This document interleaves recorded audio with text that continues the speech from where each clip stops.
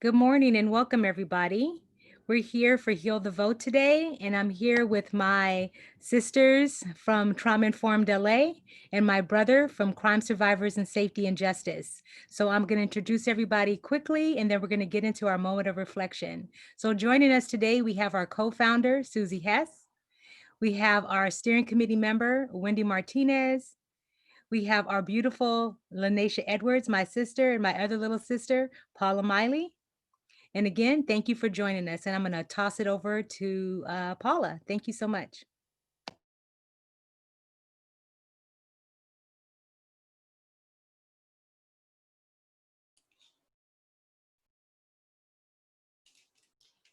Oh, you're muted, Paula. Thank you so much. 2020 should have figured that out by now. But I just want to thank everyone for gathering together with us. As we always do when we come into a space together, we honor and acknowledge our ancestors.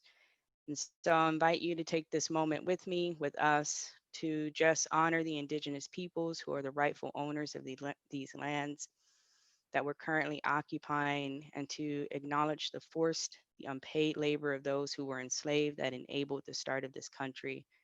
So I honor these ancestors and all those along our ancestral line, and we invite the healing and wisdom of those that have come before us as we gather today.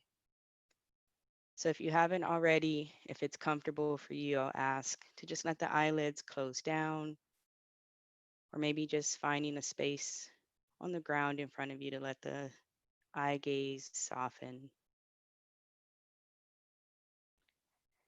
And then just bringing the hands together and rubbing them, warming up the hands as slow or as fast as it feels right for you.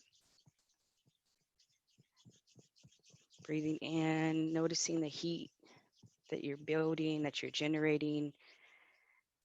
Just letting the backs of the hands settle now and rest. As you continue to breathe in and exhale out, notice any sensations in the palms. Feeling the power in these hands.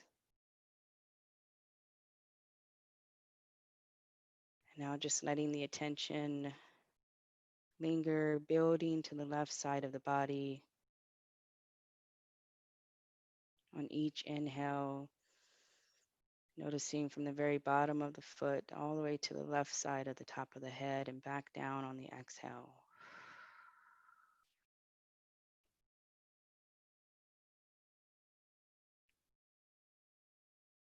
On your next inhale, noticing the right side of the body, the power in that right hand at the very bottom of your foot, breathing in to the top of the head, exhaling out.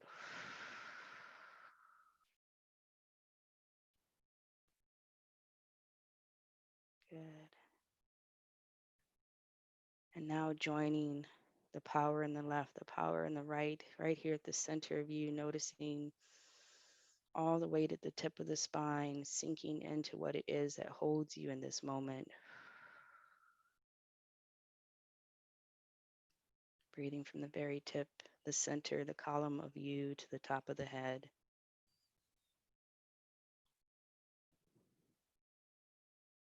Exactly where you are in this moment.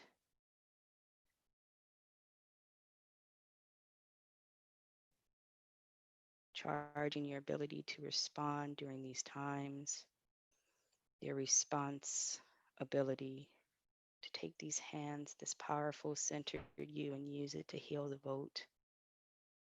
Putting these hands into action to use your relative freedom to affect change and empower.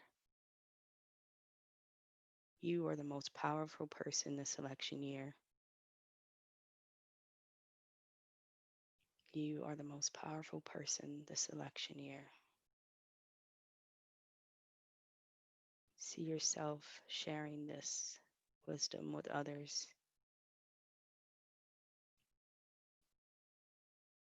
And on your next exhale, just cupping the hands together, gently blinking the eyes open. Welcome, everyone. Let's do this. Ramona, back to you.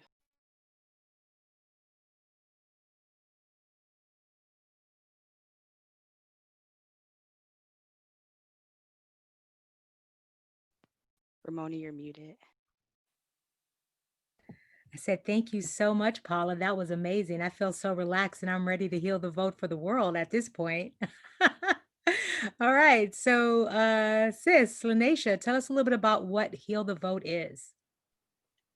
Making sure to unmute myself before I start speaking. All right. Thank you guys for joining us today. Um, so, what is Heal the Vote? Heal the Vote is a civic engagement and voter education campaign to mobilize 100,000 individuals and crime survivors as a national and state voters block. So, why is that important? Why is it important? Hmm.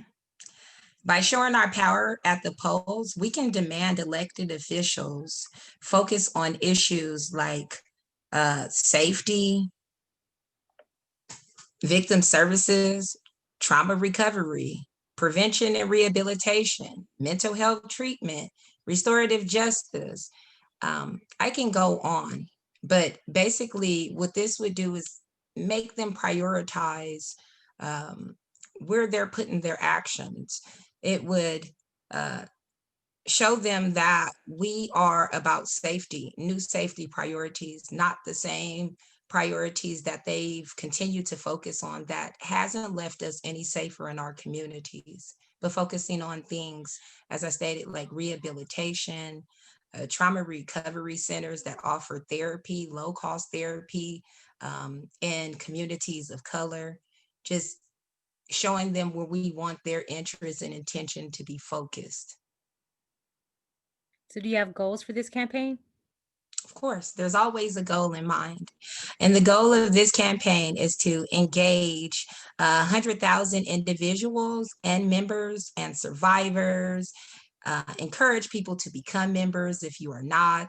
Uh, we want you to register to vote. It's most important. Register to vote and don't just register, but actually vote. Uh, and one of the biggest goals we have for the Heal the Vote campaign is to get 10,000 pledge card sign, which we will be providing you with the link. So please make sure that you take the pledge to Heal the Vote. Thank you so much.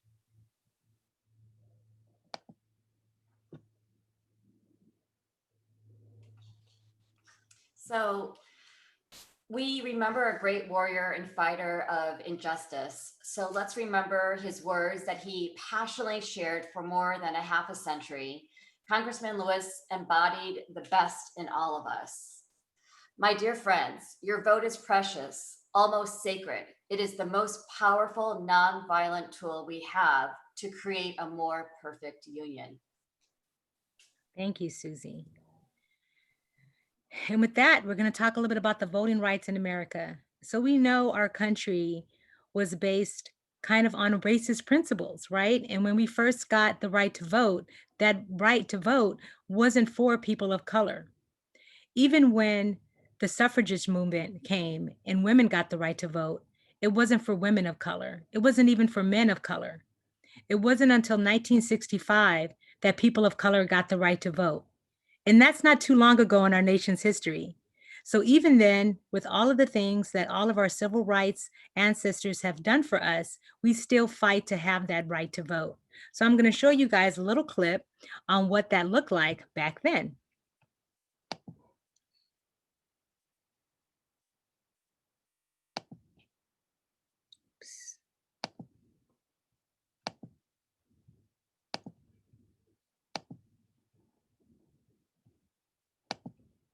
Of the delegation from the Mississippi Freedom Democratic Party has political and moral significance far beyond the borders of Mississippi or the halls of this convention. But the highlight of the testimony was that of Fannie Lou Hamer. The sharecropper who had been evicted from her plantation had come to symbolize the Mississippi movement.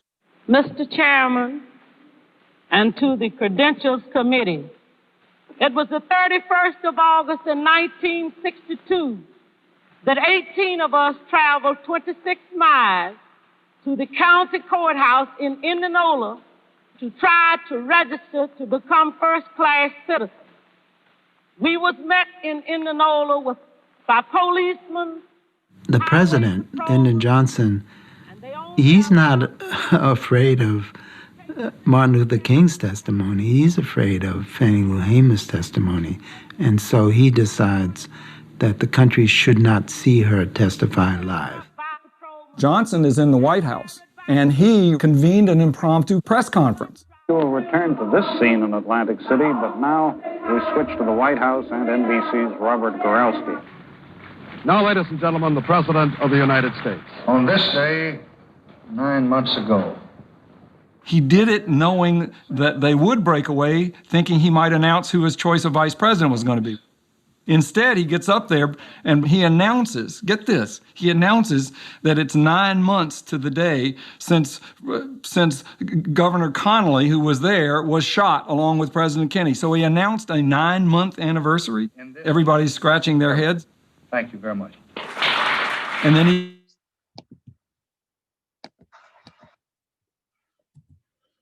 Wow. So as you can see, even back then, we had a president who you would think was for the people of color, but still trying to suppress the voice of the people. So in 1957, Dr. Martin Luther King said, "Give us the ballot." He said, "All types of conniving methods are still being used to prevent Negroes from becoming registered voters. The denial of this sacred right is tragic betrayal of the highest mandates of our democratic tradition." Sadly, that is over 50 years ago, and we're still living in that reality today. This is why your vote matters. This is why healing the vote matters.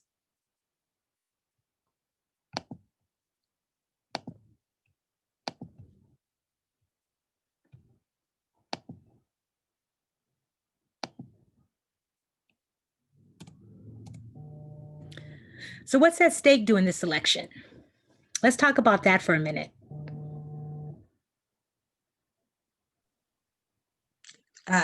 Just jumping into what's at stake in this election, for me, it's Our rights to live and to thrive, not just survive.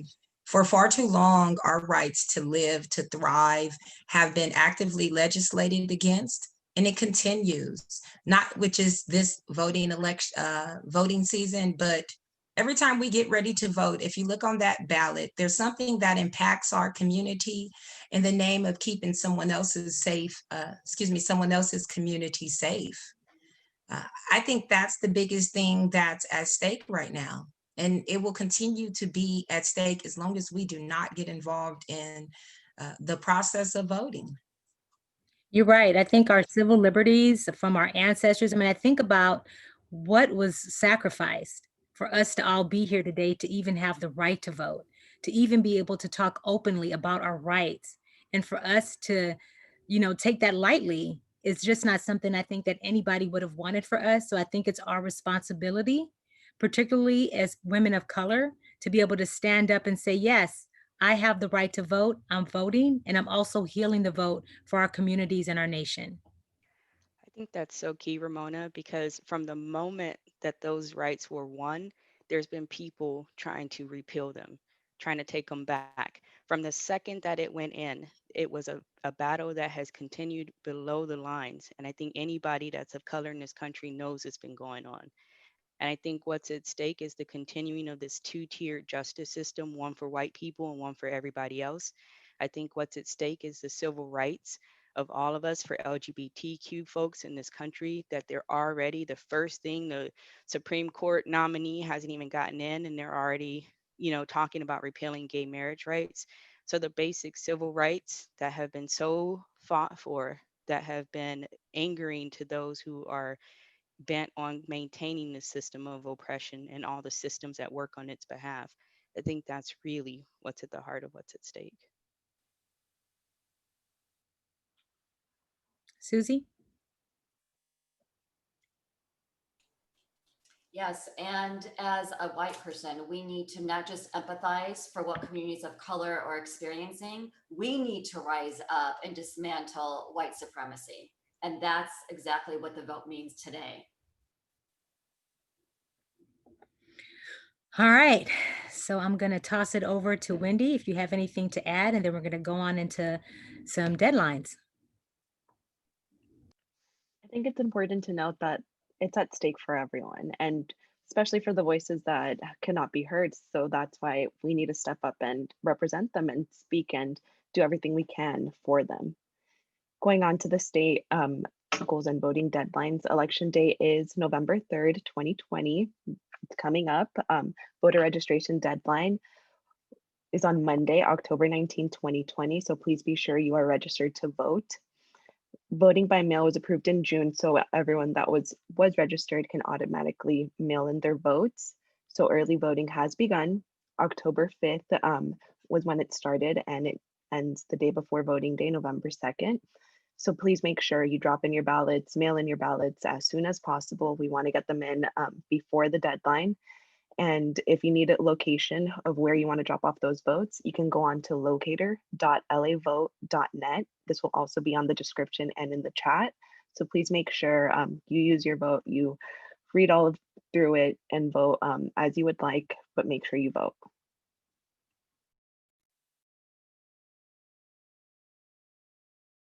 I think it's important too, and Lanesha, you want to talk a little bit about part of healing the vote means that you don't have to check off every single thing. So I know that that was really important point for you to bring up. So I'm going to toss that back over to you, sis. Yeah, I've been getting a lot of questions, and some people don't feel totally positive about different propositions. Just be encouraged to know that you do not have to check off every box. I know we would like for everyone to feel confident and to vote on every single issue, but you do have the option of leaving some of those things blank. So I just want people to understand, don't feel like if you didn't check every box like a test at school, like it couldn't be submitted. No, it can still be submitted. I don't know if you ladies know of any other myths that you think would be important to dispel just in regards to voting. Yeah, I think too, it's important that people think they need to be experts about every single proposition on the ballot. And I've even had people say, how do I vote? I think I was just having a conversation with someone yesterday that said, well, I'm going to vote for, this party. And then if it's the same party, I'm going to vote for women. And then I was like, okay. So I said, do you feel that you have to know everything about every single proposition and not just like take, a glance at it? And I think that people feel pressured, and it could be very triggering and traumatizing in that voting booth, and what that means. Like you feel like you have to. And it's not about you have to, it's you get to. You get to have the right to vote, and you can choose to vote any way you want, and you can choose to fill out any boxes that you want and walk away from that and feel good about it and not judge yourself.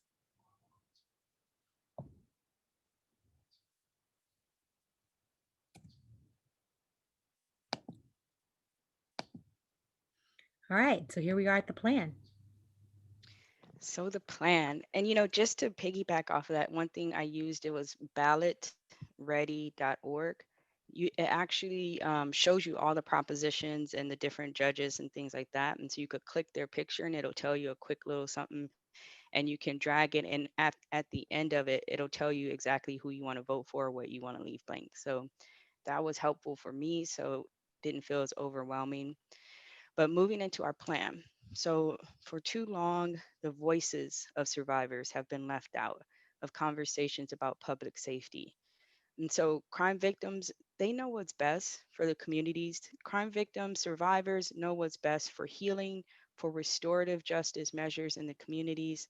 So, this election season, thousands of survivors and allies all across the country have been uniting, are continuing to unite for Heal the Vote, filling out their ballots to demand new public safety priorities from the federal, the state, and the local officials. So we want to hear what voting means to you and who you're pledging to heal the vote for this election season. So it might be yourself, it might be a loved one, the past ancestors that we all know have fought and sacrificed so much to make this moment possible. But to spread the word really and activate more survivors and partners to get to the polls.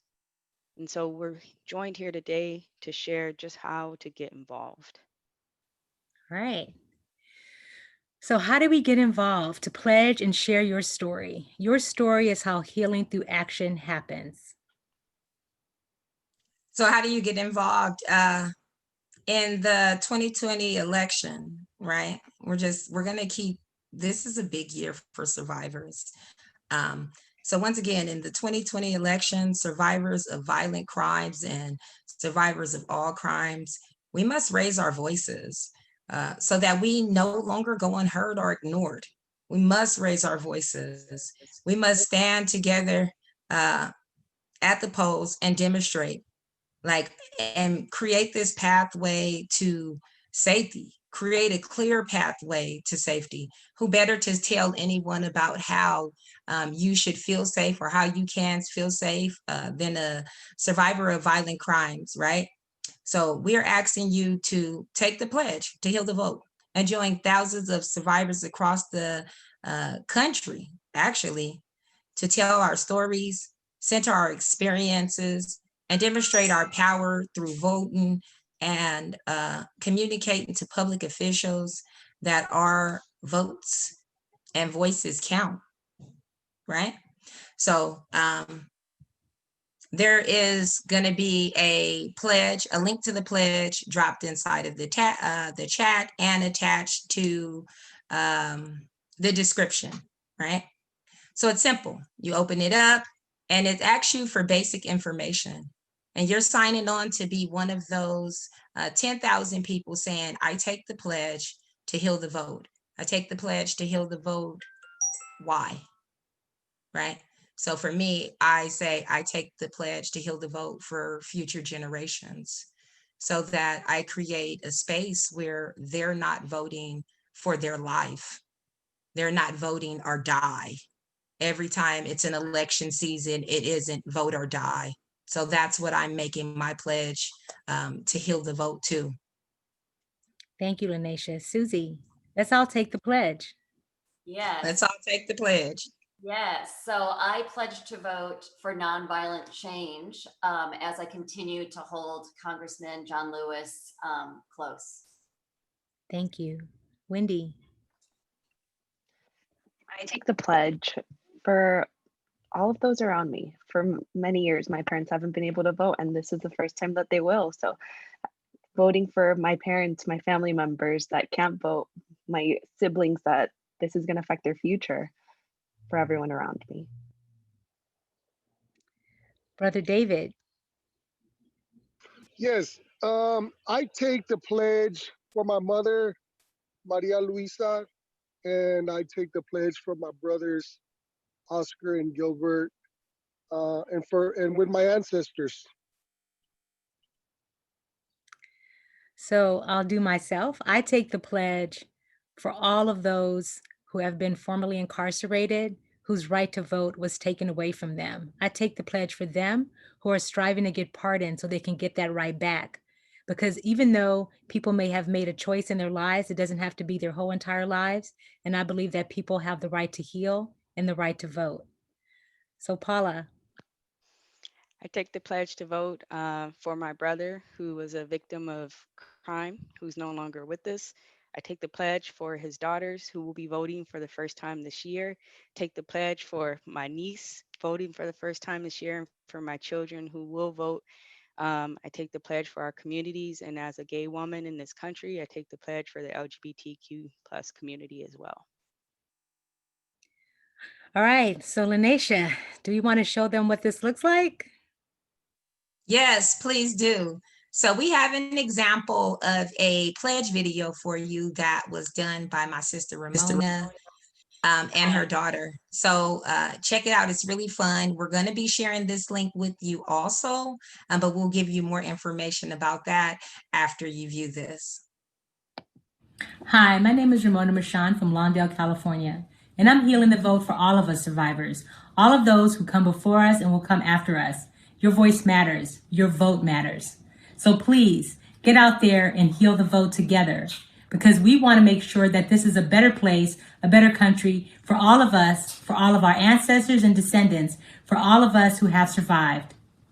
Hi, my name is Brittany Hurtado from Lawndale, California. Healing the vote for me means making our community safer and protecting our democracy. I'm pledging to heal the vote for our nation in crisis. Heal the vote. Thank you.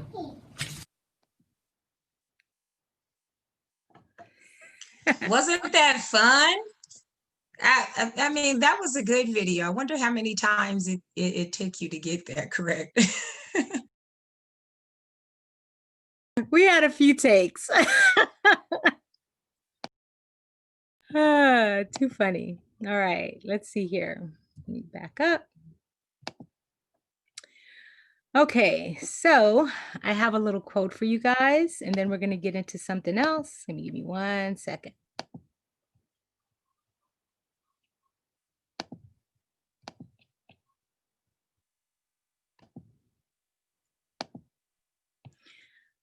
Okay. All right. We will not go back to normal, because normal never was. Our pre-corona existence was not normal, other than we normalized greed, inequity, exhaustion, depletion, extraction, disconnection, confusion, rage, hoarding, hate, and lack. We should not long to return, my friends. We are being given the opportunity to stitch a new garment, one that fits all of us, all of humanity and nature. Sonia Renee Taylor.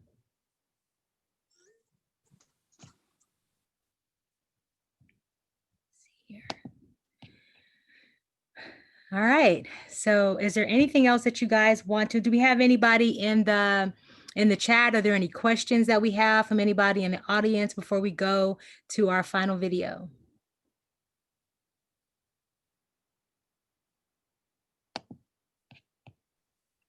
Lanesha? I don't have any questions at the moment. Okay, all right. Okay, I'm going to share the screen. And so Trauma Informed LA has also pledged to heal the vote. We hope that we get more pledges today and throughout the next coming weeks before the election. And I'm going to show you our video on how we pledge to heal the vote.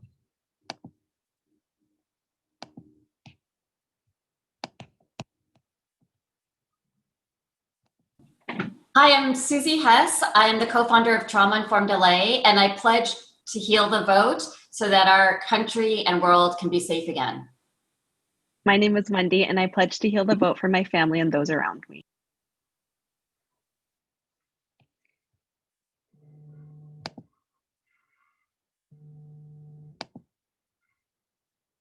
Uh-oh. It says network. Give me 1 second. I don't know what happened. Let me reload it. Give me 1 second. Okay, please. Oh, Wendy, you have the video, right? You want to pull it up? I'll let Wendy do it. Cool. So this is just going to be an example of everybody from Trauma Informed LA banding together and taking the pledge. You can take it with your family, you can take it with friends. So there's two different actions that we're calling upon today. One is to take the pledge and filling out the pledge cards. We are trying to get up to 10,000 people to take the pledge to heal the vote. The second action is a part of a campaign called why do I want to say Our Stories Matter? Because I'm on Trauma Informed LA. Sharing our stories. It's a survivor's platform. You do not have to necessarily be a survivor to create a pledge video. This is for family members and allies of survivors also. We want to just get the point out there of why it's important to vote, what voting means to you. So I ask you, Paula, what does voting mean to you? Voting means representation. Voting means understanding the power in your own experience, in your existence. Voting means participating and creating what you want instead of reacting to what already is. It is to see ourselves as the creators of this country, of this nation, and its future, and it's right now. It's not some faraway dream. It's right at this moment, and this is how we do it together. And Susie, I asked you the same question. I asked everybody on the panel. I know why we're taking the pledge. We've told everybody why we're taking the pledge, but why? What does voting mean to you? I think it means something different to each and every one of us coming from different backgrounds, different communities. So I'd like to hear, like, what does it mean to you? I know I spoke with my brother who is voting this year for the first time ever.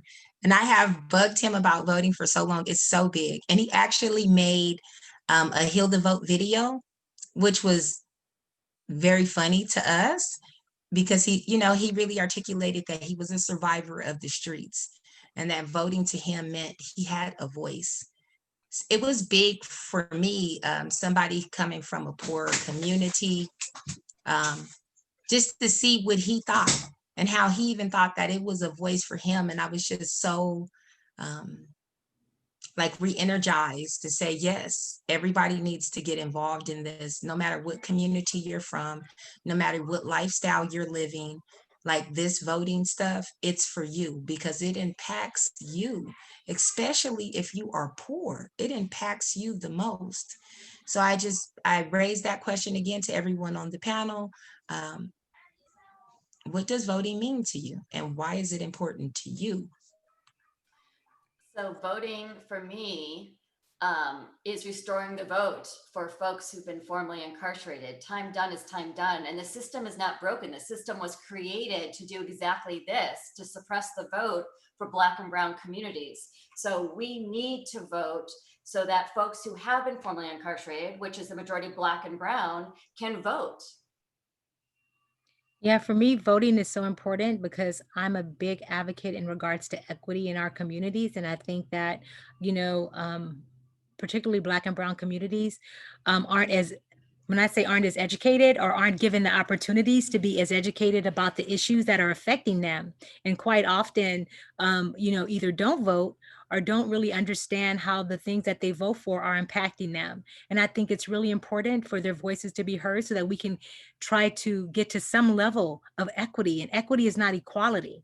It's not about giving everybody the same $5, but it's like you need to give them more and give them what they need to be able to get to a base level and to clean the groundwater that has been polluted since the beginning of this country for people of color in this country. So for me, voting means having the right to be able to impact not only you, but your future descendants and for all of our communities.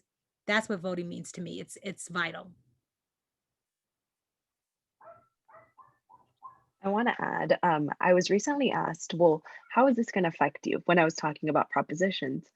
And I thought about, I'm like, well, it's not directed towards me. It's not really going to attack me, but it's going to affect all those around me, those that aren't aware of what these propositions really are, of what these individuals that are selecting power, what they're going to do.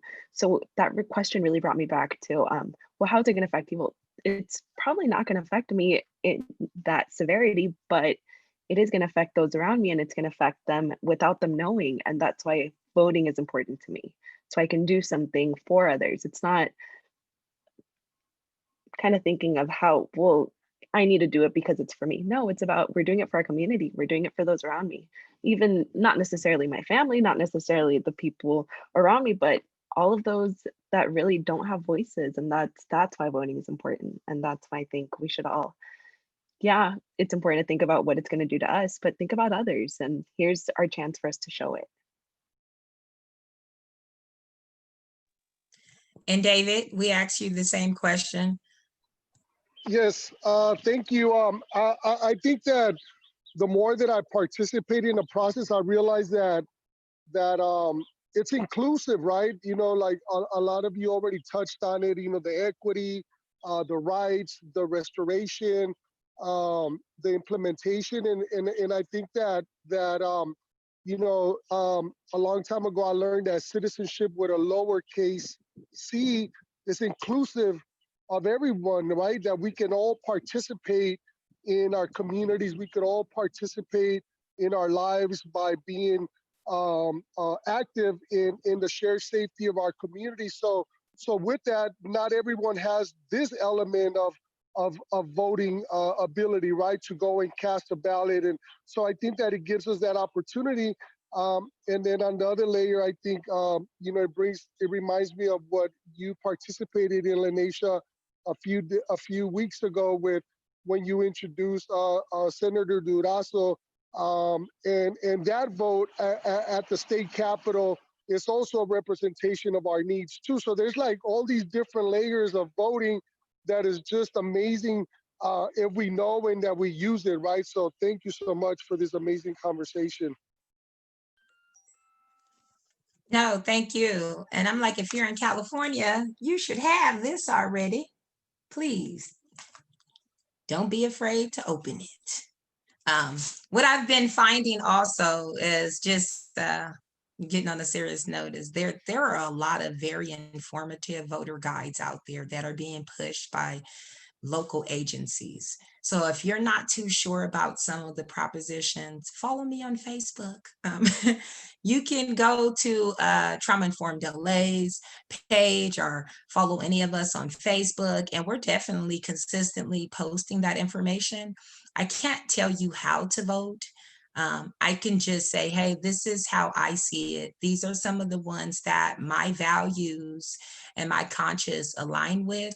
And then I say, take that information, read, and go with what you know, vote your values, vote your conscience, vote your values. And like my sister Wendy said, a lot of these things in here may not impact you, but it may impact the people around you, the people that you grew up with, folks you went to school with, you know, the older folks in our community.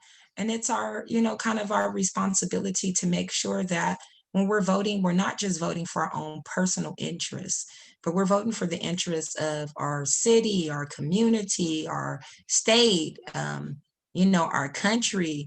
We're voting for the direction that we want to see this country going, right? How you Absolutely. got? Abraham Lincoln once said, the ballot is stronger than the bullet. So get out there and vote.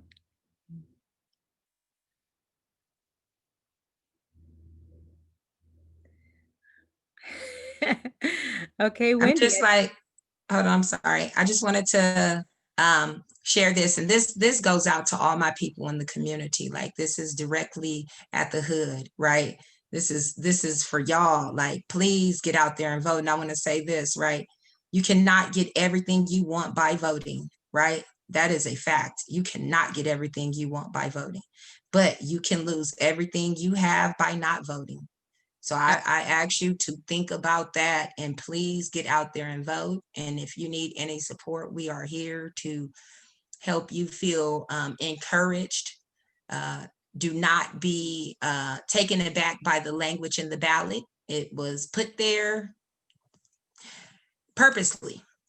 So do not feel bad because you cannot digest that information and that language that is there. You are not a lawyer, and neither am I. All right. So remember, not voting is not a protest. A lot of people don't want to vote because they're like, oh, I don't like this candidate, I don't like that candidate. It's a surrender. So don't surrender, because as we said before, many, many times today, that our ancestors fought for us to have the right to vote. So regardless of whatever you want to vote for, know that it's a right and that you have to stand up and use that right. So thank you, thank you, thank you, thank you. And remember, take the pledge, complete the pledge card. It's like 3 little steps. It won't even take you 30 seconds. Please make sure that you are a part of this voters block. Please make sure that you are standing with survivors as allies, as family members, and as survivors yourself. Make sure that you sign that pledge card. It's moving rapidly, but we do need 10,000. So please make sure that you sign it. Have your family members sign it. I am a survivor of violent crimes. My family members have signed on. Even though they may not be impacted in the same way, they have signed on to show support and solidarity with us survivors, right? So please sign the pledge and create your pledge video. They're going to run nationally. So I want to see all of you guys faces out there. They're going to continuously run. So, take your time, and it's really fun, and it's really easy. Maybe Ramona, you can quickly just tell them about the process of creating your pledge video. Oh, sure. It's really easy. As we said, we'll put the link in the chat, both on YouTube, and then it's also going to be on our social media pages.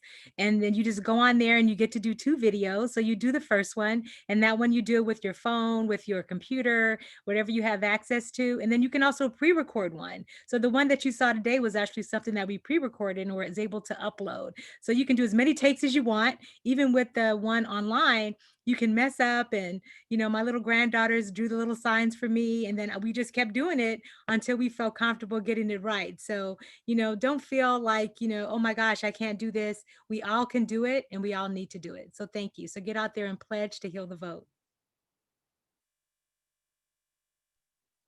Thank you. I think you can roll the Trauma Informed LA pledge video now.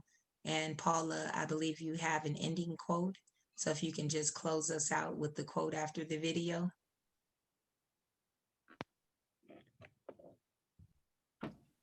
Hi, I'm Susie Hess. I am the co-founder of Trauma, and I pledge to heal the vote so that our country and world can be safe again. My name is Wendy, and I pledge to heal the vote for my family and those around me. My name is Ramona Michon, and I pledge to heal the vote for all of the communities who are experiencing inequity. Hi, I'm Brita Loeb, and I take the pledge to fight for a better tomorrow that uplifts us all. Hi, my name is Paula, and I pledge to heal the vote for my family, for my community, and everyone who's come before me. Hi, I'm Lenacia of Trauma Informed LA, and I pledge to heal the vote for future generations. We are Trauma Informed LA. We have taken the pledge. You should take the pledge too. Thank you.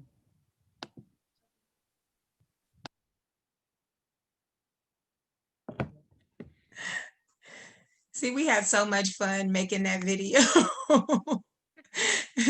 You guys could get all of your coworkers together. You can get your family together and make one, pre-record it, post it, or you can also just go to the website, and it has like the space for you to put your head in. It gives you the prompt. It gives you everything that you need to create a video and have fun with it. feel free to be silly, make it your own. It's how you encourage everyone around you to get involved and participate, and letting their voice be heard. Yeah. So I just want to say thank you. Thank you to everyone who joined us. Thank you to all my sisters for all of your continuous support. I'm going to give it back over to Ramona. But as always, please make sure that you take the pledge and create a pledge video. All right, thank you. I'm going to toss it just for a moment to my sister Paula. She's going to give us a quote, and then I'm going to put our information up there, and we're going to end with a little music. I'm going to leave us with a quote from Bell Hooks, one of my favorites. And it's just a reminder. It's something we all touched on. We started with, I think it's a perfect way to close it out. But sometimes she says, people try to destroy you precisely because they recognize your power. Not because they don't see it, but because they see it and they don't want it to exist. So get out and vote, please. Thank you.